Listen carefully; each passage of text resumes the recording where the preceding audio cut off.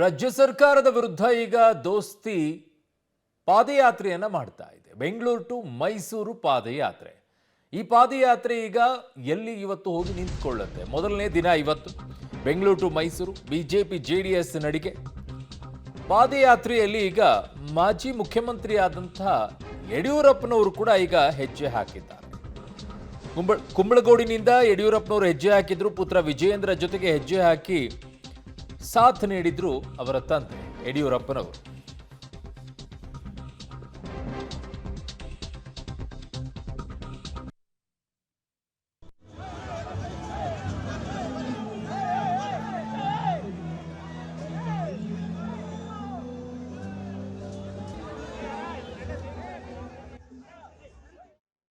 ಅನಿವಾರ್ಯ ಆಗುತ್ತೆ.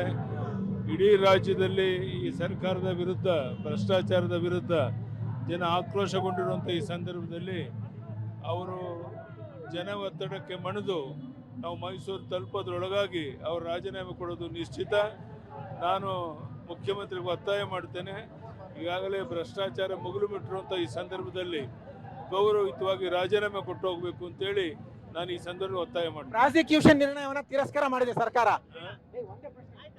ಪ್ರಾಸಿಕ್ಯೂಷನ್ ನಿರ್ಣಯವನ್ನ ಸರ್ಕಾರ ತಿರಸ್ಕಾರ ಮಾಡಿದೆ. ರಾಜ್ಯಪಾಲರು ಪ್ರಾಸಿಕ್ಯೂಷನ್ಗೆ ನೋಟಿಸ್ ಕೊಟ್ಟಿಸಿದ್ರಲ್ಲ, ಶೋಕಾಸ್ ನೋಟಿಸ್ ತಿರಸ್ಕಾರ ಮಾಡಿ. ಯಾವ್ದು ತಿರಸ್ಕಾರ ಮಾಡಿದೆ, ಯಾವ್ದು ಬಿಟ್ಟದ್ದು ಬೇರೆ ವಿಷಯ. ಆದರೆ ರಾಜ್ಯದ ಜನ ಈ ಸರ್ಕಾರದ ಆಡಳಿತ ವೈಖರಿ ಬಗ್ಗೆ, ಭ್ರಷ್ಟಾಚಾರದ ಬಗ್ಗೆ ಬೇಸತ್ತಿದ್ದಾರೆ. ಯಾವುದೇ ಕಾರಣಕ್ಕೆ ಈ ರಾಜ್ಯದ ಮುಖ್ಯಮಂತ್ರಿ ಮುಂದುವರಿಯಬಾರದು ಅನ್ನೋ ಒಂದು ಅಪೇಕ್ಷೆ ಇದೆ.